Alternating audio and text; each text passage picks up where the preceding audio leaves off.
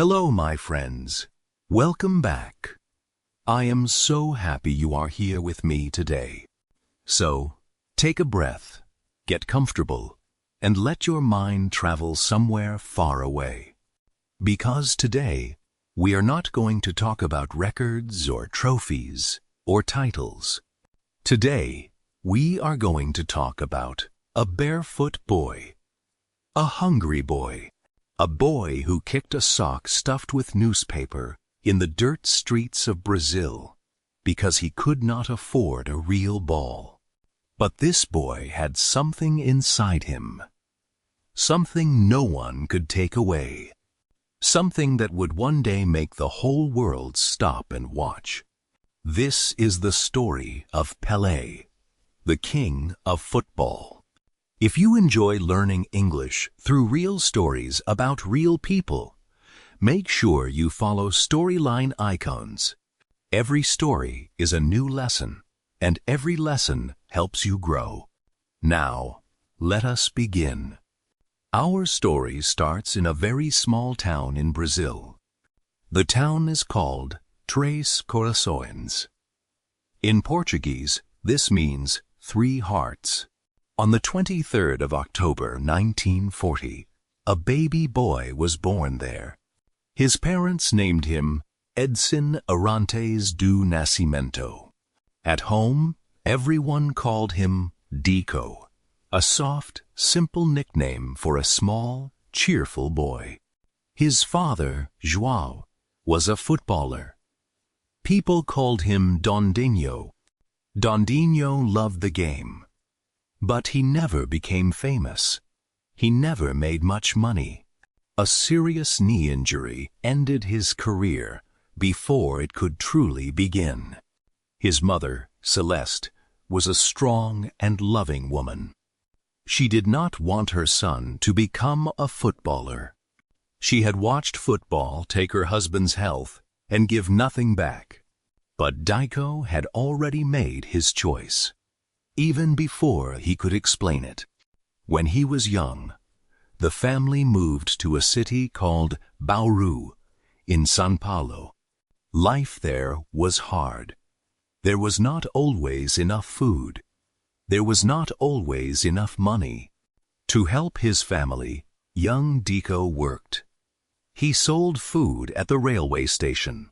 He shone shoes for small coins. He did whatever he could. But when work was finished, he ran to the street, and there he played football. Not with a real ball. The family could not afford one. So he took old socks, stuffed them with newspaper and rags, and kicked them barefoot in the dusty roads. And even then, watching him, people felt something. Something that made you stop and look twice. Now, where did the name Pelé come from? Nobody knows for certain. Not even Pelé himself. The most popular story is this. When Dico was young, he admired a local goalkeeper named Pelé. One day, he mispronounced the name. Instead of Pelé, he said Pelé. His friends laughed. They started calling him Pelé as a joke. He hated it. He complained. He got angry. He told them to stop. But the more he complained, the more they said it. Pelé, Pelé, Pelé. And soon, that name was everywhere. First in the streets of Bauru, then across the entire world. When Pelé was around 11, a former professional player named Waldemar de Brito became his coach. De Brito had played for Brazil in the 1934 World Cup. He was experienced. He understood the game deeply. And when he watched young Pelé, he knew immediately. He trained Pelé every day. He pushed him hard. He believed in him completely. After a few years, De Brito took Pelé to the big clubs in São Paulo. They said no, too young. too small, not ready. De Brito did not accept this. He took Pelé to Santos FC, a club near the ocean. He walked in and told the directors something remarkable. He said, "This boy will be the greatest football player in the world." Santos listened. They gave Pelé a trial, and what they saw made them sign him immediately. Pelé was 15 years old. He had a professional contract. His life was beginning. On the 7th of September, 1956, Pelé made his professional debut for Santos. Santos won 7-1, and Pelé scored one of those goals. 15 years old. First professional match. First professional goal. In his first full season, Pelé became the top scorer in the São Paulo League. 16 years old. Already the best scorer in his league. People in Brazil started to talk. Who is this boy? Is this real? It was very real. And Brazil's national team was watching closely. In 1958, Brazil went to Sweden to play in the FIFA World Cup. They brought a 17-year-old boy with them. Many people were not sure. Was he ready? Could a teenager handle the pressure of a World Cup? Even the team psychologists said Pelé was too young, too emotional. Leave him on the bench. The coach listened, and then made his decision. Pelé would play. What happened next is one of the most famous stories in the history of sport.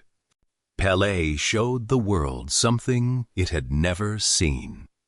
A 17-year-old, moving like water, thinking like a veteran, scoring from any angle, under any pressure. In the semi-final against France, Pelé scored 3 goals. 3 goals. At 17 years old. In the final, Brazil faced Sweden.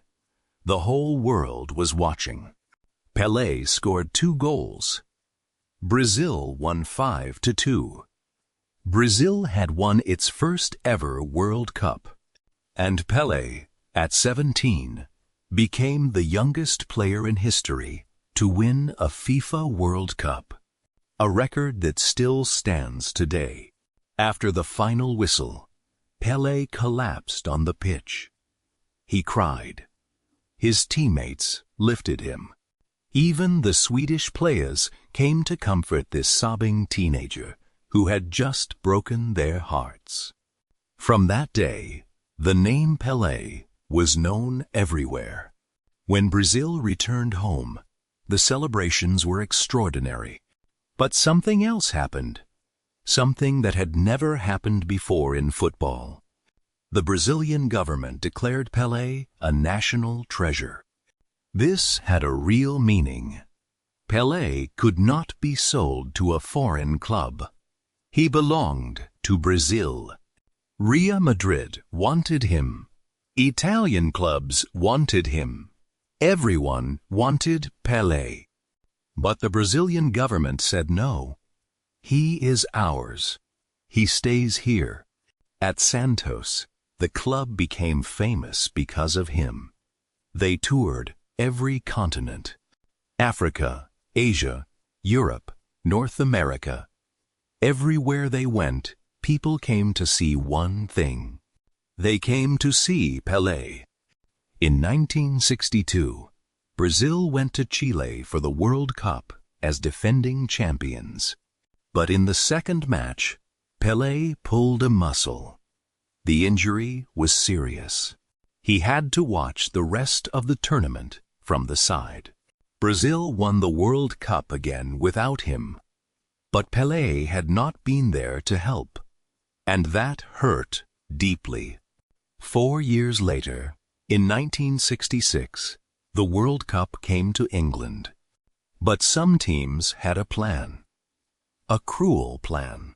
They decided to stop Pelé not with skill, but with physical force. Defenders kicked him. They fouled him. They targeted him brutally. And the referees did very little. Pelé was kicked so badly he could barely walk.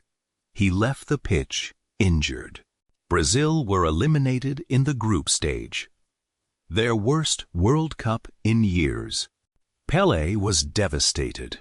He said publicly he would never play in another World Cup. But through all these difficult years, Pelé's career at Santos remained extraordinary. Season after season, goals. Incredible goals. Impossible goals. Goals with both feet. Goals with his head. He led the São Paulo League scoring charts for 10 consecutive seasons. 10 years in a row.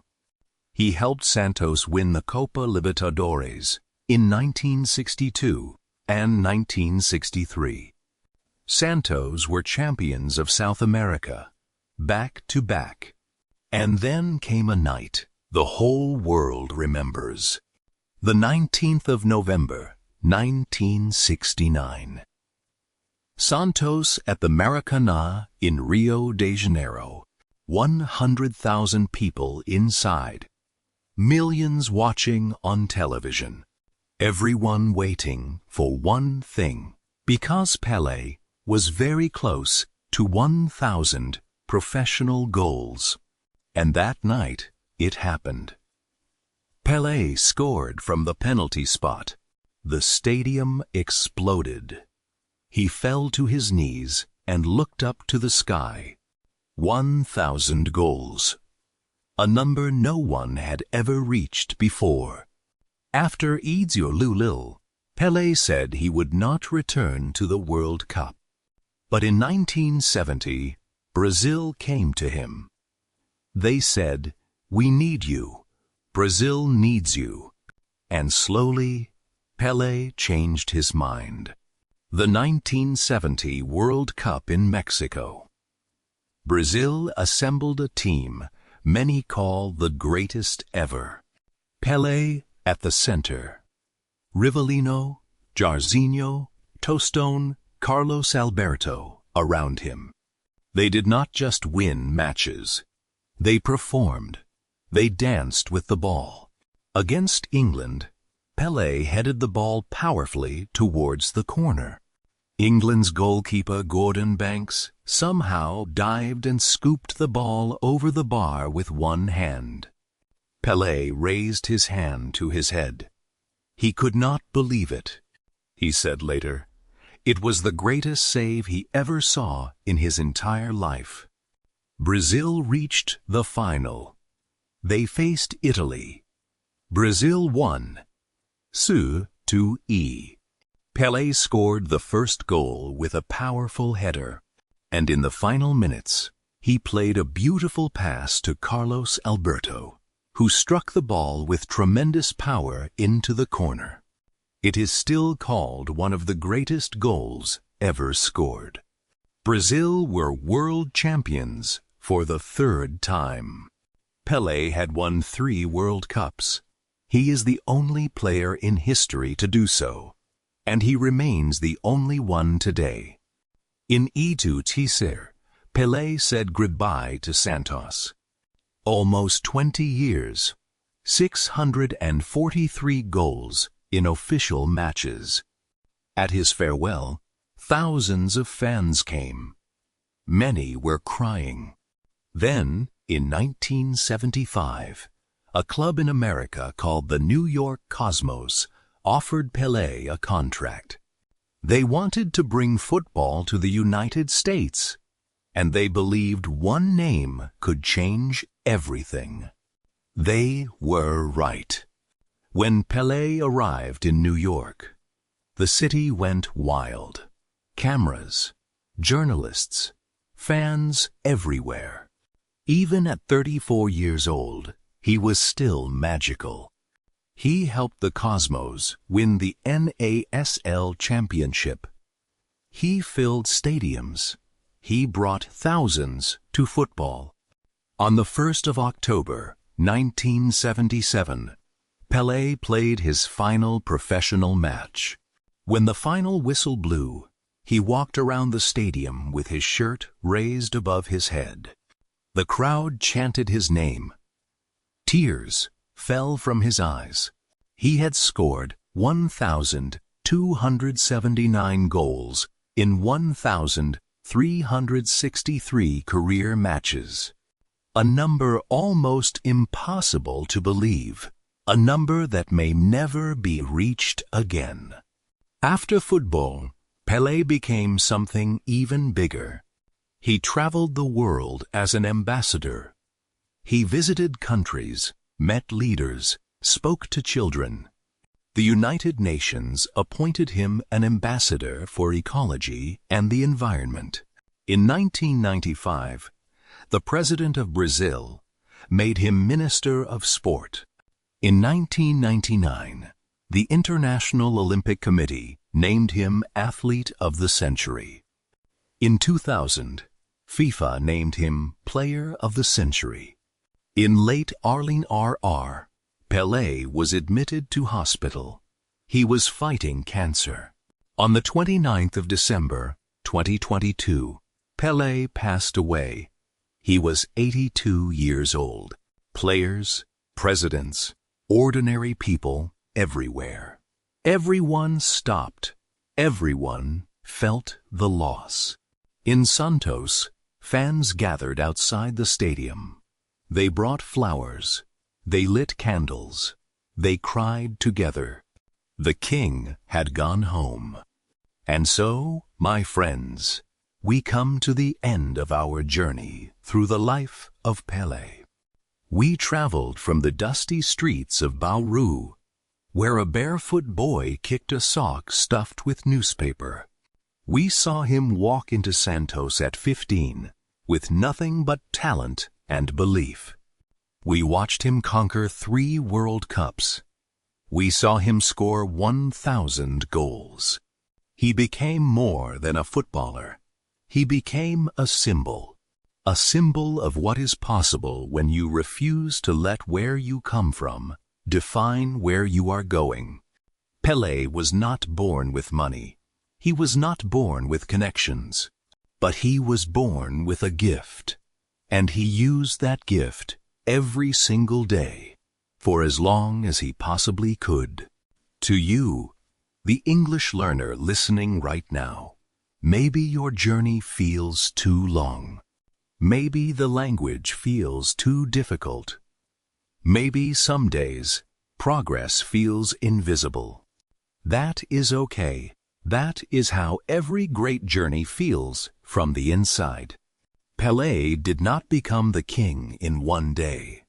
He became the king by showing up, by practicing, by falling and getting up, by continuing when it was hard. You can do the same, one word at a time, one lesson at a time, one story at a time. We believe in you. We are honored to walk this road with you. If this story moved you, please leave a comment below. Tell us which part of Pelé's journey touched you the most. Subscribe to Storyline Icons so you never miss a new story. And share this video with someone who needs a little inspiration today. We will see you in the next story. Until then, take care of yourself, keep learning, and remember, every great story begins with someone who refused to give up.